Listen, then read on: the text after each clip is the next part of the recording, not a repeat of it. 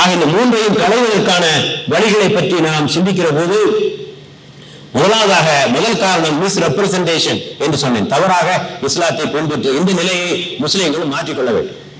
இஸ்லாத்தில் என்ன சொல்லியிருக்கோ அதை செய்ய, உங்க இஷ்டத்துக்கெல்லாம் செய்யாதீங்க. குருவை மிஞ்சிய சிஷ்யர்களாக ஆகாதீர்கள். இல்லையா? இஸ்லாம் பெண்களுக்கு என்ன கொடுத்திருக்கோ அந்த உரிமையை கொடுங்க. நீங்க யாரும் மறுக்கிறதுக்கு? பெருமானார் காலத்திலேயே பெண்கள் பள்ளிவாயிலுக்கு வர முடிந்தது என்றால் இப்போது ஏன் மறுக்கிறீர்கள்?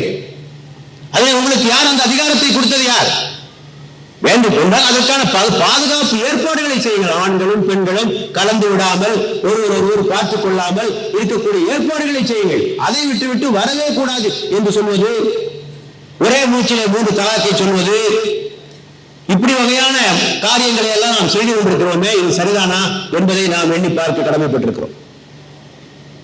இந்த தீவிரவாதமான காரியங்களில் ஈடுபடுவது, இவற்றையெல்லாம் முஸ்லிம்கள் முதலாவதாக நிறுத்திக் கொள்ள வேண்டும். அப்படி நிறுத்தாத வரை நீங்கள் எவ்வளவுதான் வாய்களில் பிரச்சாரம் செய்தாலும் யாரும் நம்ப மாட்டார்கள். இல்லையா? ஆக்ஷன் ஸ்பீக் லவுடர் தென் வாய்ஸ் என்று சொல்வார். இல்லையா? அது செயல்கள் தான் பேசும், வார்த்தைகள் ஒன்றும் பேசாது, செயல்கள் தான் பேசும். ஆக உங்கள் செயல்களை நீங்கள் மாற்றிக்கொள்ள வேண்டும். ஒருவேளை முஸ்லிம்களில் சில ஒரு தரப்பினர் தவறு செய்தால் அதை தவறு என்று கண்டிக்க வேண்டும். பயங்கரவாதத்தில் ஈடுபட்டால் இதுக்கும் இஸ்லாத்திற்கும் சம்பந்தம் இல்லை என்பதை தெளிவாக சொல்ல வேண்டும். குறைந்தபட்சம் சில முஸ்லிம் அல்லாத புரிந்து கொள்வார்கள். எல்லா முஸ்லிம்களும் இதனை ஆதரிக்கவில்லை என்பதையாக புரிந்து கொள்வார்கள். ஆக மௌனமாக இருக்கக்கூடாது. தவறான காரியங்களை செய்கிற போது துணிந்து தைரியமாக கண்டிக்க வேண்டும். தவறு செய்தவர்கள் நம்மவர்களே இருந்தாலும் அதனை கண்டிக்கின்ற துணிவு நமக்கு வேண்டும். அதற்காக நமக்கு எவ்வளவு பட்டப்பேர்களை சூட்டினாலும் சரி, துரோகி என்று சொன்னாலும் சரி, காட்டி கொடுப்போம் என்று சொன்னாலும் சரி, அதை பற்றி நமக்கு கவலை இல்லை. யார் செய்தாலும் கண்டித்தாக வேண்டும். அப்படி கண்டிக்காதிருப்பதை நபிகள் நாயகம் அவர்கள் இனவெறி என்று சொன்னார். அசபியா என்று சொன்னார். அசபியா என்றால் தனது சமுதாயம் செய்கிற அநீதிகளுக்கு துணை போவதற்கு பேர் தான் இனவெறி என்று சொன்னார்கள்.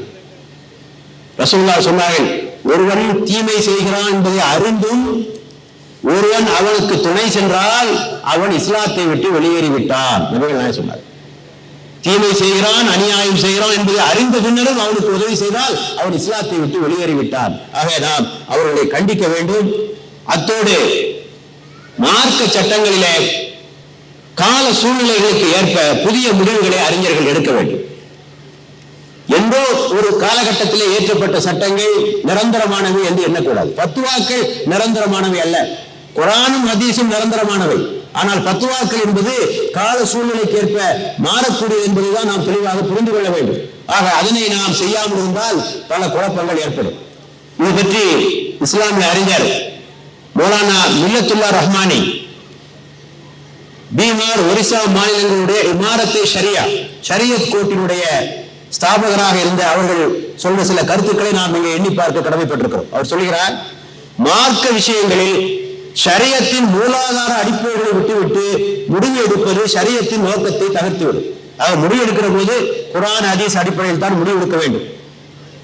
இறை கட்டளைகளுக்கு எதிராக கலகம் புரிவதற்கான வழிகளை இது திறந்துவிடும். இது மிகப்பெரிய தவறாகும். ஆனால் அதே வேளையில் தற்கால சூழ்நிலைகள், போக்குகள், சமூக மாற்றங்கள், நெருக்கடிகள் ஆகியவற்றை புறக்கணிப்பதும் மிகப்பெரிய தவறாகும். சூழ்நிலைகள் மாறுகின்றன. அதற்கேற்றவாறு நாம் புதிய சிந்தனைகளை புகுத்த வேண்டும். புதிய சூழ்நிலைகளை கவனிக்க தவறுவது, புதிதாக எழும் பிரச்சனைகளுக்கும் சிக்கல்களுக்கும் மார்க்க அறிஞர்கள் தீர்வு தர இயலாமல் போவது, முன்பு சொல்லப்பட்ட ஃபிக்ஹ் சட்டங்களை பிடிவாதமாக பின்பற்றுவது ஆகியவை மார்க்கத்தில் மக்களுக்கு அதிருப்தியை உண்டாக்கும். ஷரியத்தின் சரியான இலக்கு, அப்ஜெக்டிவ் ஆஃப் தி ஷரியா, ஷரியத்தினுடைய சரியான இலக்கு என்ன என்பதையும், ஒரு சட்டம் இயற்றப்பட்டது நோக்கம், ஸ்பிரிட் ஆஃப் லா என்பதையும் புரிந்து கொண்டு புதிய பிரச்சனைகளுக்கு தீர்ப்பு காண வேண்டும். இவையே நபித்தோழர்களாலும் இஸ்லாமிய வரலாற்றிலும் எல்லா காலங்களிலும் வாழ்ந்த மார்க்க அறிஞர்களாலும் பின்பற்றப்பட்ட வழிமுறையாகும். ஆக இதை சொல்வது யார்? மில்லத்துல்லா ரஹ்மானி மிகப்பெரிய ஒரு மார்க்க அறிஞர், ஷரியத் கோர்ட்டினுடைய ஸ்தாபகராக வந்து தீர்ப்புகளை வழங்கியவர். இப்படி சொன்னால் அடிப்படைகளை மாற்ற வேண்டும் என்று அதற்கு அவசியம் இல்லை. அந்த அடிப்படைகளுக்கு உள்ளாக நின்று நாம் சில புதிய முடிவுகளை எடுக்க வேண்டும் என்பதனையும் நாம் புரிந்து கொள்ள வேண்டும். இல்லை என்று சொன்னால் இந்த இம்ரானா போன்ற விவகாரங்கள் அடிக்கடி தோண்டிக் கொண்டே இருந்து இஸ்லாத்திற்கு கெட்ட பெயரைத்தான் தந்து கொண்டிருக்கும் என்பதையும் தெளிவாக புரிந்து கொள்ள வேண்டும். ஆக முதலாவதாக இஸ்லாத்தை சரியான முறையிலே பின்பற்றுவது. அடுத்தபடியாக இந்த இரண்டாவதாக சொன்னேன் மிஸ் இன்ஃபர்மேஷன் என்று சொன்னேன். தவறான செய்திகள் பரப்பப்படும். இதனை கேட்கின்ற முஸ்லிம் அல்லாத சகோதரர் செய்ய வேண்டிய பணி என்னவென்று சொன்னால், தரப்படுகிற எல்லா செய்திகளையும் அப்படியே நம்பிவிடாதீர்கள். தரப்படுகிற அனைத்து செய்திகளையும் ஆராயாமல், குறுக்கு விசாரணை செய்யாமல் அப்படியே நம்பிவிடுவதுதான் பல பிரச்சனைகளுக்கு காரணமா இருக்கு. நீங்க நல்லா முழுசு கொஞ்சம் ஆழ்ந்து கவனித்தாலே சில விஷயங்களுக்கு உங்களுக்கு விளக்கம் கிடைக்கும். வரலாற்றிலே சொல்லுகிறார்கள், அவுரங்கசீப்பை பற்றி சொல்லுகிற போது கோயில்களை இடித்தார். சரி, அதே அவுரங்கசீப் பல கோயில்களுக்கு மானியம் வழங்கினார். பத்திரம் இருக்கு, இன்னைக்கு இருக்கு. பல கோயில்களுக்கு மானியம் வழங்கினார். ஒரிசாவினுடைய முன்னாள் கவர்னர் PN பாண்டே அவர்கள் இஸ்லாம் அல்ல இந்தியன் கல்ச்சர் என்று ஒரு சிறந்த புத்தகத்தை எழுதியிருக்கிறார். அவர் ஒரு ஹிஸ்டரி ப்ரொஃபசர், வரலாற்று பேராசிரியர். அவர் சொல்லுவார், என்னிடத்திலே சில பெருமான்களை காட்டினார்கள், பத்திரங்களை காட்டினார்கள். நானே அதிர்ந்து போய்விட்டேன். அவுரங்கசீப் கோயிலுக்கு மானியம் அளித்திருக்கிறாரா? பிறகு எனக்கு சந்தேகம் வந்தது. பாரசீகம் தெரிந்த ஒரு அறிஞரிடத்திலே சென்று அதை காட்டினேன். அவரும் அதை உறுதி செய்தார். அப்ப நம்ம யோசிச்சு பார்க்கணும், எப்படி ஒரே ஆளு கோயிலை இடிப்பவராகவும் கோயிலுக்கு மானியம் கொடுப்பவராகவும் ஒரே ஆளு எப்படி இருக்க முடியும்? So read between the lines என்று ஆங்கிலத்தில் சொல்வார்கள். வரிகளுக்கு இடையே படியுங்கள், வரிகளை மட்டும் படிக்காதீர்கள். ஆக தரப்படுகிற செய்திகளை அப்படியே விழுங்கிவிடக் கூடாது. சில செய்திகளை பாருங்கள். இந்துக்களும் முஸ்லிம்களும் மோதிக்கொண்டார்கள் இந்த நாட்டிலே. அது என்ன மத சண்டையா? ரெண்டு மன்னர்கள் மோதிக்கொண்டது. ரெண்டு மன்னர்கள் மோதிக்கொண்ட சண்டையை ஏன் மத சண்டையாக்க வேண்டும்? சில தகவல்களை உங்களுக்கு சொல்லுகிறேன். முதல் பானிபட் யுத்தம் பாபருக்கும் இப்ராஹிம் லோடிக்கும் இடையே நடந்தது. யாருக்கு? ரெண்டு முஸ்லிம் தான் மோதிக்கிறான். பாபருக்கும் இப்ராஹிம் லோடிக்கும் இடையே நடந்தது. இப்போரில் பாபருக்கு உதவியாக இருந்தவர் ஒரு இந்து மன்னர். ஆக ரெண்டு முஸ்லீம் மோதிக்கிறான், அதுக்கு ஒரு இந்து மன்னர் உதவி பண்ணுகிறார். ஆக இது மன்னர் சண்டையா மத சண்டையா புரிந்து கொள்ள வேண்டும். பாபரும் ராணா பிரதாப்பும் சண்டை போட்ட போது ராணா பிரதாப்புக்கு உதவியாக இருந்தவர் தௌலத் கான். ஒரு இந்துவுக்கு முஸ்லீம் உதவியா இருக்கார், ஒரு இந்துவுக்கு ஒரு முஸ்லீம் உதவியா இருக்கிறார் தௌலத் கான். ஹுமாயூனுக்கும் ஷேர்ஷா சூரிக்கும் மோதல் ஏற்பட்டு ஹுமாயூன் தோற்கடிக்கப்பட்ட போது அவருக்கு அடைக்கலம் கொடுத்தவர் ஒரு இந்து மன்னர். முஸ்லீம் மோதிக்கிறான், அடைக்கலம் கொடுக்கிறவர் இந்து மன்னர். அக்பரின் தலைமை தளபதி ராஜா மான்சிங். அக்பரை எதிர்த்த ராணா பிரதாப்பின் படைக்கு தலைமை தாங்கியவர் ஹக்கீம் கான். இல்லையா? ராணா பிரதாப் என்ற இந்து மன்னருக்கு தளபதி யார் என்றால் ஹக்கீம் கான். சிவாஜியின் படையில் பத்தான் முஸ்லிம்கள் இருந்தனர். அவுரங்கசீப்பின் படையில் ராஜபுத்திரர்கள் இருந்தனர். ஆக முஸ்லிம் படையில இந்து இருக்கிறான், இந்து படையில முஸ்லிம் இருக்கான். இவற்றையெல்லாம் படித்து தெரிந்து கொள்ள வேண்டும். ரெண்டு மன்னர்கள் சண்டை போட்டுக் கொண்டார்கள் அவருடைய சுய லாபத்திற்காக. மன்னர்களுடைய நோக்கம் கொள்ளையடிப்பது, நிலத்தை விரிவாக்குவது, இதுதான் நோக்கம். முஸ்லிம் மன்னர்கள் இந்து கோயில்களை கொள்ளையடித்தார்கள், உண்மை. அதே சமயத்தில் இந்து மன்னர்களும் இந்து கோயில்களை கொள்ளையடித்தார்கள், இதுவும் உண்மை. நான் சொல்லல, ரோமிலா தாப்பர் என்று சொல்லக்கூடிய புகழ்பெற்ற வரலாற்று ஆசிரியர் எழுதி வைத்திருக்கிறார். அதற்கான ஆவணங்களை தருகிறார். ஆக இவற்றையெல்லாம் போட்டு நாம் குழப்பிக் கொண்டு நமக்குள்ளே சண்டை போட்டுக் கொண்டிருக்க கூடாது. ஆக தரப்படுகிற செய்திகள் சரிதானா என்பதை எண்ணி பார்ப்பதற்கு நாம் மிகுந்த கடமைப்பட்டிருக்கிறோம். ஆகவே மெய்ப்பொருள் இருக்கிறதா என்பதை பாருங்கள், உண்மை இருக்கிறதா என்பதை நீங்கள் பார்க்க வேண்டும். அத்தோடு இன்னொன்றையும் நீங்கள் பார்க்கலாம். இப்ப பெண்களை பற்றி இஸ்லாத்துல இவ்வளவு மோசமா இருக்குன்னு சொல்றாங்க,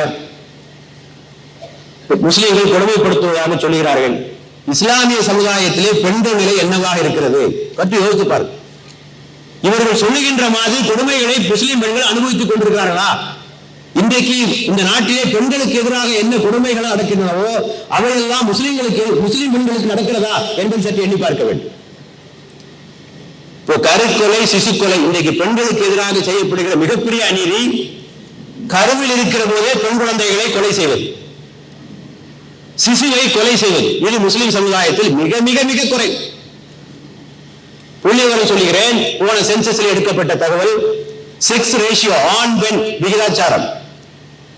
இந்துக்களிலே 1000 ஆண்களுக்கு 930 பெண்கள் இருக்கிறார்கள். ஒன்றாக கவனித்துக் கொள்ளுங்கள். 1000 ஆண்களுக்கு 930 பெண்கள் இருக்கிறார்கள். முஸ்லிம் சமுதாயத்தில் 1000 ஆண்களுக்கு 990 பெண்கள் இருக்கிறார்கள். 990 பெண்கள் இருக்கிறார்கள். அப்ப என்ன அர்த்தம்? முஸ்லிம்கள் பெண் குழந்தைகளை கொலை செய்வதில்லை, சிசு கொலை செய்வதில்லை, கருக்கொலை செய்வதில்லை என்பதை தெளிவாக புரிந்து கொள்ள வேண்டும். ஆக நமக்கு செய்தி தரப்படுவதை போன்று முஸ்லிம் சமுதாயத்தில் பெண்கள் ஒடுக்கப்பட்டவர்களாகவும் ஒழிக்கப்பட்டவர்களாகவும் இல்லை என்பதை புரிந்து கொள்ள வேண்டும். இன்னொரு புள்ளியோடு சொல்கிறேன். இன்ஃபன்ட் மார்டாலிட்டி ரேட் என்று சொல்வார்கள். இன்ஃபன்ட் மார்டாலிட்டி ரேட் என்றால் 1 வயதுக்கு உட்பட்ட குழந்தைகளுடைய இறப்பு விகிதம். 1 வயதுக்கு உட்பட்ட குழந்தைகளுடைய இறப்பு விகிதம். தேசிய சராசரி நேஷனல் ஆவரேஜ் 1000 குழந்தைகளுக்கு 73 குழந்தைகள் இறக்கின்றன. 1000 குழந்தைகளுக்கு 73 குழந்தைகள் இறக்கின்றன. முஸ்லிம் சமுதாயத்தில் 1000 குழந்தைகளுக்கு 59 குழந்தைகள் தான் இறக்கின்றன. 59 குழந்தைகள். என்ன காரணம்னா அவங்க கொலை செய்யறாங்க. பெண் குழந்தைகளை கருவிலேயும் சிசுவிலே கொலை செய்கின்ற காரணத்தினால் அந்த எண்ணிக்கை குறைந்து கொண்டே வருகிறது. முஸ்லிம்கள் அப்படி செய்யறதில்லை. பெண் குழந்தைகளுக்கு பாரபட்சம் காட்டுறதில்லை. இதுதான் அதற்கான காரணம் என்பதை நீங்கள் தெளிவாக புரிந்து கொள்ள வேண்டும். ஆக ஊடகங்களிலே வருவது போன்று முஸ்லிம் சமுதாயத்திலே பெண்கள் கொடுமைப்படுத்தப்பட்டுக் கொண்டிருக்கிறார் என்ற செய்தி மிக தவறானது. அதே போல முஸ்லிம்கள் சமுதாயத்திலே வரதட்சணைக்காக பெண்களை உயிரிழக்கின்ற கொள்கை மிக அபூர்வமாக நடைபெறுகின்ற ஒரு காட்சியை நீங்கள் பார்க்கலாம். விதவை திருமணம் முஸ்லிம் சமுதாயத்திலே மிக சாதாரணமாக நடைபெறுகிற ஒன்று. மிக சாதாரணமாக நடைபெறுகிற ஒன்று. விதவைகளை கொடுமைப்படுத்துகின்ற வழக்கம் எல்லாம் முஸ்லிம் சமுதாயத்திலே கிடையாது. விதவை பெண்களை மனம் செய்வதை பெரிய புரட்சி என்றெல்லாம் யாரும் எண்ணிக்கொண்டு செய்வதில்லை. மிக சாதாரணமாக நடைபெறுகின்ற ஒரு நிகழ்ச்சியாக நீங்கள் பார்க்கின்றீர்கள். முஸ்லிம் சமுதாயத்திலே உடன்கட்டை ஏறுவது என்பது கிடையாது. முஸ்லிம் நாடுகளிலே நீங்கள் சிகப்பு விளக்கு ஏரியாக்களை உங்களால் பார்க்க முடியாது. முஸ்லிம் நாடுகளிலே பெண்கள் சுதந்திரமாக இரவிலே கூட நடமாட முடியும் சூழ்நிலையை முஸ்லிம் நாடுகளிலே பார்க்கலாம். சிவசங்கரி எழுத்தாளர் சிவசங்கரி புத்தகம் எழுதினார் ஒரு 15 ஆண்டுகளுக்கு முன்னர். ஆஹா அரபு நாடுகள் என்று புத்தகம் எழுதினார். அந்த அம்மா சொன்னாங்க, நான் அரபு நாட்டு போறதுக்கு முன்னால எல்லாரும் என்ன பயம் காட்டினாங்க. அந்த நாட்டுக்கா போற, நீ அரபு நாட்டுக்கா போற, நடமாடவே விட மாட்டாங்க அந்த ஊர்ல அங்க உள்ள ஆள்கள்லாம் என்று சொன்னார்கள். ஆனால் நான் அங்கே சென்ற காட்சி வித்தியாசம். இரவில் 12 மணிக்கு கூட என்னாலே அரபு நாட்டுக்கு நடமாட முடிந்தது, இத்தகைய பயம் இல்லாமல். ஆக பெண்களுடைய மானத்திற்கு பாதுகாப்பு தருகிற ஒரு சமுதாயமாக முஸ்லிம் சமுதாயம் இருப்பதை நீங்கள் பார்க்கின்றீர்கள். இப்படி எத்தனையோ நல்ல விஷயங்கள் இருப்பதை பாருங்கள். ஆக செய்திகள் வருகிற போது 2 தரப்பு செய்திகளையும் ஆராய்கிற போது உண்மை விளங்கும். ஆகவே இந்த மிஸ் இன்ஃபர்மேஷன், தவறான செய்திகள் அகற்றப்பட வேண்டும் என்று சொன்னால் நம்முடைய முஸ்லிம் அல்லாத சகோதரர்கள் தரப்படுகிற செய்திகளை அப்படியே விழுங்கி விடாமல் திறந்த மனதோடு ஏற்கனவே கொண்டிருக்கிற கருத்துக்களை எல்லாம் வெளியே அகற்றிவிட்டு செய்திகளை படித்தால் உண்மை நிலை அவர்களுக்கு புரியும். 3ஆவதாக நான் சொல்லியது, இந்த தவறான கருத்துக்கள் வருவதற்கான காரணம் முஸ்லிம்கள் பிரச்சாரம் செய்யாமல் இருப்பது என்று சொன்னேன். இனியும் காலம் தாமதம் செய்யாதீர்கள். இதற்கு பிறகாவது நீங்கள் இஸ்லாத்தை பிற சமுதாய மக்களுக்கு எடுத்துச் சொல்கின்ற பணியை நீங்கள் ஆரம்பித்து விடுங்கள். ஒவ்வொரு மஹல்லாவிலும், ஒவ்வொரு வட்டாரத்திலும், ஒவ்வொரு பள்ளிவாயில் இந்த பணி நடைபெற வேண்டும். இன்றைக்கு என்ன நடந்து கொண்டிருக்கிறது சொன்னால், சில இயக்கங்கள் அந்த பணியை செய்து கொண்டிருக்கிறார்கள். நான் கூட பல பள்ளிவாசல் பேசும்போது நான் சொல்லியிருக்கேன், இந்த மாதிரி பண்றீங்க, லைலத்துல் கத்ருக்கு கூட்டம் வைக்கிறீங்க, மேராஜுக்கு வைக்கிறீங்க, ஒரு நிகழ்ச்சியாவது வருடத்திலே ஒரு நிகழ்ச்சியாவது முஸ்லிம் அல்லாத மக்களுக்கு நீங்க வைக்க கூடாதா? ஒரு ஆள் பதில் சொன்னார் என்கிட்ட, அதுக்குத்தான் நீங்க ஜமாத் இஸ்லாமி நீங்க பாத்துக்கிடுங்க அப்படின்னாரு. நீங்க பாத்துக்கிட்டு அது தள்ளி விட்டுறான், யார்த்தையாவது நீங்க பாத்துக்கிட்டு. ஒவ்வொரு வட்டாரத்தில் ஒரு இயக்கம் எல்லாம் செய்து முடிக்க முடியாதுங்க. இஸ்லாத்தை பொறுத்தவரையில ஒரு இயக்கம், ஒரு அமைப்பினால் செய்து முடிக்கக்கூடிய பணி அல்ல. இந்த பணியை ஒட்டுமொத்த முஸ்லிம் சமுதாயம் இதை செய்தாக வேண்டும். இந்தியா போன்ற ஒரு நாட்டில் 100 கோடி மக்கள் வசிக்கின்ற ஒரு பகுதியில், ஒரு நிலப்பரப்பில் ஒரு குறிப்பிட்ட இயக்கம் மட்டும் இந்த பணியை செய்து கொடுக்க முடியுமா? முடியாது. ஆகவே குறைஞ்சது ஒரு வருஷத்துக்கு ஒரு தடவை பெருநாள் அன்னைக்கு, பெருநாளைக்கு அடுத்த நாள் முஸ்லிம் அல்லா சகோதரர் அழைத்து ஒரு விருந்து கொடுத்து இஸ்லாத்துடைய சில கருத்துக்களை சொல்லி அவங்க கேட்கின்ற சில கேள்விகளுக்கு பதில் சொன்னாலே பல பிரச்சனைகள் தீர்ந்து போயிடும். இது கூட நம்மால செய்ய முடியாதா? இதை கூட செய்ய முடியாதா சொல்லுங்க. ஆக இந்த 3 பணிகளை நாம் செய்தால் நிலைமைகள் மாற்றம் ஏற்படும். ஆக இந்த தவறான சிந்தனைகளை களைவதற்கு எல்லோரும் ஒன்றாக முயற்சி செய்து இந்த நாட்டிலே நல்லிணக்கத்தையும் அமைதியும் உருவாக்குவோம். அதற்கு எல்லாம் உள்ள இறைவனும் துணை இருப்பான். வாஹ்ரு தாவானா அல்ஹம்துலில்லாஹி ரப்பில் ஆலமீன். வஸ்ஸலாமு அலைக்கும் வரஹ்மத்துல்லாஹி வபரகாத்துஹு.